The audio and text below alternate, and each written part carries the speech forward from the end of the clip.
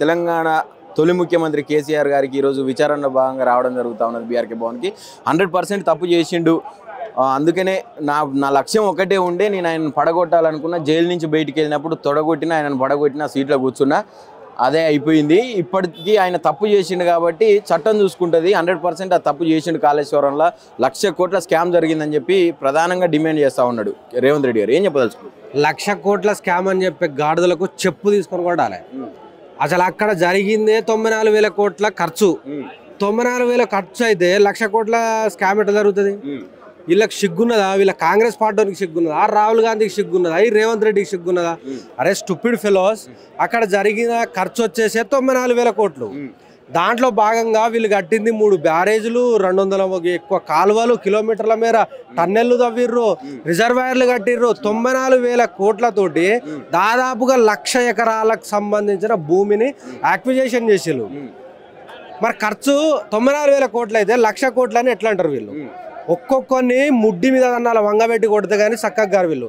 ఈ స్టూపిడ్స్ కేసీఆర్ భయపడతారు. దేనికి భయపడతారు కేసీఆర్? అంటే కేసీఆర్ ఇప్పుడు మన విచారణకు భయపడి ఫస్ట్ రాలేదు, దాని తర్వాత వేరే డేట్ పెట్టుకుని మళ్ళీ ఈరోజు 11వ తారీఖు డేట్ కావాలని చెప్పి ఇస్తే ఇప్పుడు వస్తూ ఉన్నారు. ప్రధానంగా నిజంగానే భయపడతా ఉన్నారు. అరెస్ట్ చేసే ఛాన్సెస్ పక్కా ఉన్నాయని చెప్పి చెప్తా ఉన్నారు. కేసీఆర్ భయపడితే కేసీఆర్ తప్పు చేస్తే అరెస్ట్ చేయాలి, జైలుకు పంపాలి బాజాప్తగా. రేవంత్ రెడ్డి గారు మిట్ట మధ్యాహ్నము 50 లక్షలతో బ్యాగ్తో దొరికిన ఒక దగుల్బాజీ స్టూపిడ్ ఫెలో మన ముఖ్యమంత్రి ఉన్నాడు. వాడు తప్పు చేసిండు కాబట్టి వాడిని తీసుకుపోయి జైలు వేసారు. మరి కేసీఆర్ తప్పు చేస్తే వేయాలి కదా. వీళ్ళంతా గోబెల్ ప్రచారం. ఇప్పుడు కేసీఆర్ అనేటువంటి ఇప్పుడు ఏం జరిగిందనంటే రేవంత్ రెడ్డి గాళ్ళ ఇంట్లో రేవంత్ రెడ్డి వాళ్ళ ఆవిడ, వాళ్ళ తమ్ముడు తిరుపతి రెడ్డి వాళ్ళ ఆవిడ వీళ్ళందరూ కూర్చొని బువ్వ తింటారు. బువ్వ తినే క్రమంలో ఏం జరుగుతుంది? అరే మన మీద ఈడీ విచారణ వస్తుంది అబ్బాయి, మన ఈడీ వచ్చేసి రేవంత్ రెడ్డి పేరుని ఢిల్లీలో ఈడీ లిస్టులో ఛార్జ్ షీట్లో ప్రవేశపెట్టింది. మరి ఇప్పుడు మనం ఏం చేయాలి? డైవర్ట్ చేయాలంటే ఏం చేయాలి?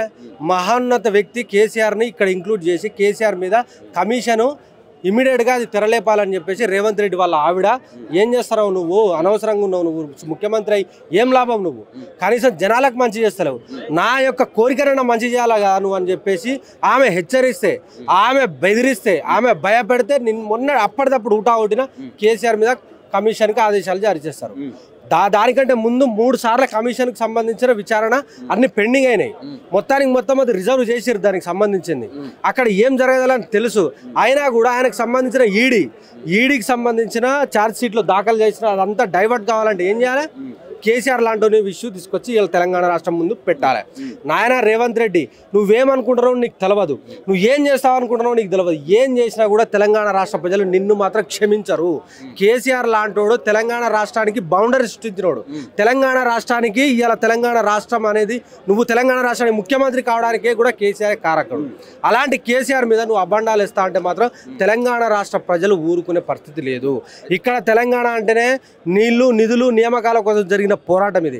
తెలంగాణ గడ్డలో ప్రతి ఒక్కరి పౌరుషంలో, ప్రతి ఒక్కరి నెత్తురులో పోరాడే తత్వం ఉంటుంది. ఇలా ప్రతి పుట్టిన బిడ్డ నుంచి చచ్చిపోయేటోడు కూడా ఇలా ప్రశ్నిస్తాడు ఇక్కడ. అలాంటి నేల మీద ఇలాంటి దౌర్భాగ్యపు నిర్ణయాలు తీసుకుంటే మాత్రం రేవంత్ రెడ్డి కాదు కదా, ఆయనకి సంబంధించిన రాహుల్ గాంధీ కానీ సోనియా గాంధీ ఒక్కొక్కరు కొడుకును ఉరికిచ్చి కొడతారు ఇక్కడ. ఎందుకనంటే వీళ్ళేదో తాటాకు చప్పుట్లకు కానీ వీళ్ళేసే దానికి కానీ భయపడే ప్రజలు తెలంగాణ ప్రజలు కాదు. ఈ కేసీఆర్ కుటుంబం అంతకంటే కాదు. ఈటెల రాజేందర్ కూడా విచారణకు పిలిచిర్రు. ఆయన విచారణ అనంతరం మీడియాతో మాట్లాడుతూ ఇది క్యాబినెట్ నిర్ణయం, ఇది కాళేశ్వరం ప్రాజెక్ట్ అనేది అని చెప్పి ఆయన మాట్లాడిన తర్వాత కాంగ్రెస్ పార్టీ దానికి కౌంటర్గా బీఆర్ఎస్ మాట్లాడిస్తూ ఉన్నది ఈటెల రాజేందర్ తోటి, ఆయనను కొన్నది అని చెప్పి మాట్లాడుతూ ఉన్నారు. నిజంగా బీఆర్ఎస్ మాట్లాడించిందా ఈటెల రాజేందర్? లేదు, ఆ క్యాబినెట్ సబ్ కమిటీలో మన హరీష్ రావు గారు వచ్చేసి చైర్మన్ ఉన్నారు. అప్పుడున్న ఫైనాన్స్ మినిస్టర్ వచ్చేసి ఈటెల రాజేందర్ గారు మెంబర్ ఉన్నారు. గతంలో ఉన్నటువంటి నీటిపారుదల శాఖ మంత్రి ఎవరైతే ఉన్నారో తుమ్మల నాగేశ్వరరావు, ఇప్పుడున్నటువంటి ఓ స్టూపిడ్ ఫెలో ఆడు కూడా దాంట్లో మెంబర్గా ఉన్నారు. వీళ్ళందరూ కలిసి నిర్ణయం తీసుకున్నారు. వీళ్ళందరూ సబ్ కమిటీ నిర్ణయం తీసుకోవడం ద్వారానే మనము తుమ్మిడిహట్టి కాడ కాదురా బాబు కట్టేది, ఇక్కడ మేడిగడ్డ దగ్గర కడితే మనకు నీళ్లు సౌలభ్యం ఉంటుంది, ఇక్కడ కడితే తెలంగాణ రాష్ట్రం కాకుండా హైదరాబాద్ నగరానికి కూడా తాగునీరు ఇవ్వచ్చు, తెలంగాణ రాష్ట్రంలో ఉన్నటువంటి ప్రతి నగరానికి కూడా నీళ్ళు ఇవ్వచ్చు అని చెప్పేసి ఇంజనీర్లు దానికి రూపకల్పన చేసిల్లది. ఇమ్మీడియట్ గా నుంచి మేడిగడ్డకు తేవడమే తప్పు, దాన్ని కేవలం పైసల కోసమే తెచ్చుకున్నారు అని చెప్పి పెద్ద వాదనలు వినిపిస్తూ ఉన్నాయి కదా. అప్పుడు మీకు ఒకటి చెప్తా, 2014లో గవర్నమెంట్ ఎవరిది? బిఫోర్ 2014 గవర్నమెంట్ ఎవరిది? కాంగ్రెస్ గవర్నమెంట్. మహారాష్ట్రలో గవర్నమెంట్ ఎవరిది? కాంగ్రెస్ గవర్నమెంట్. కేంద్రంలో గవర్నమెంట్ ఎవరిది? కాంగ్రెస్ గవర్నమెంట్. మరి నీకు సంబంధించిన 2009లో జరిగినటువంటి ఈ తుమ్మిడిహట్టి ప్రాజెక్ట్ సంబంధించిన ప్రణాళిక ఏదైతే ఉన్నదో, మరి 3 గవర్నమెంట్లు కాంగ్రెస్ ఉన్నప్పుడు అరే గాడిది పనులు దొవ్విరా వీళ్ళు. ఇప్పుడు ఒప్పియచ్చు కదా, మహారాష్ట్రను ఒప్పించి అదే తుమ్మిడిహట్టి దగ్గర కట్టచ్చు కదా. 142 అడుగులకు మించి మేము పర్మిషన్ ఇయ్యమని చెప్పేసి మహారాష్ట్ర గవర్నమెంట్ అంటే, ఇక్కడ ఉన్నటువంటి వాళ్ళు దానికి సప్పట్లు కొట్టి ఇవాళ మన దగ్గర ఉన్నటువంటి నీళ్లను మొత్తం ఆంధ్రకు తరలించే ప్రయత్నం చేశారు తప్ప ఎక్కడ కూడా దానికి కనీసం శంకుస్థాపన చేసే దాఖలాలు లేవు. ఆ తర్వాత తెలంగాణ రాష్ట్ర గవర్నమెంట్ 2014లో ఏర్పడ్డ తర్వాత అప్పుడు మహారాష్ట్రలో బీజేపీ గవర్నమెంట్, దానికి కేంద్రంలో బీజేపీ గవర్నమెంట్. మరి ఈ బీజేపీ వాళ్ళు కానీ కనీసం దాని గురించి ఏమైనా చెప్పిలా? ఆ తర్వాత జరిగిన పరిణామాలలో భాగంగా కేసీఆర్ గారు డైరెక్ట్ స్వయాన తన బర్త్డే రోజే స్వయాన మహారాష్ట్ర గవర్నమెంట్కి అప్పీల్ చేసిండు. ఏమనంటే మా దగ్గర నీళ్లు కావాలి, మేము కొట్లాడిన నీళ్ళ కోసం, మా తెలంగాణ రాష్ట్రం వెనకబడ్డదే నీళ్లతోటి కాబట్టి మాకు నీళ్లు కావాలని చెప్పేసి రిక్వెస్ట్ చేస్తే ఆయన ఫడ్నవీస్, అప్పుడున్న ముఖ్యమంత్రి ఫడ్నవీస్ గారు ఒకటే మాట చెప్పారు. ఏమని అంటే, నాయన నేను ఇక్కడున్న విదర్భ ప్రాంతం కోసం నీళ్ల కోసం నేను కొట్లాడిన, ఈ తుమ్మిడిహట్టి ప్రాజెక్టుకి వ్యతిరేకంగా నేను కొట్లాడిన, అలాంటి సందర్భంలో నేను ఇచ్చే పరిస్థితి లేదు, మీరు కావాలనుకుంటే కిందికి పోయి అటు ఎక్కడైనా కట్టుకోండి తప్ప మేము ఇక్కడ తుమ్మిడిహట్టి దగ్గర కట్టనీయమని చెప్పేసి బాజాప్తగా చెప్పిండు. దాని తర్వాత వీళ్ళు ఇప్పుడు ఏదైతే ఇచ్చిల్లో దాని తర్వాత కేసీఆర్ గారు ఇక్కడ ఉన్నటువంటి ఇంజనీర్లను అందరూ పిలిపించి, అందరితో రిటైర్డ్ ఇంజనీర్లు అందరూ పిలిపించి ఎక్కడ కడితే బాగుంటుంది అని చెప్పేసి నిర్ణయం తీసుకున్నాకనే ఇక్కడ మేడిగడ్డ దగ్గర దానికి సంబంధించిన ఎవ్రీథింగ్ ఎవిడెన్సెస్ ఉన్నాయి.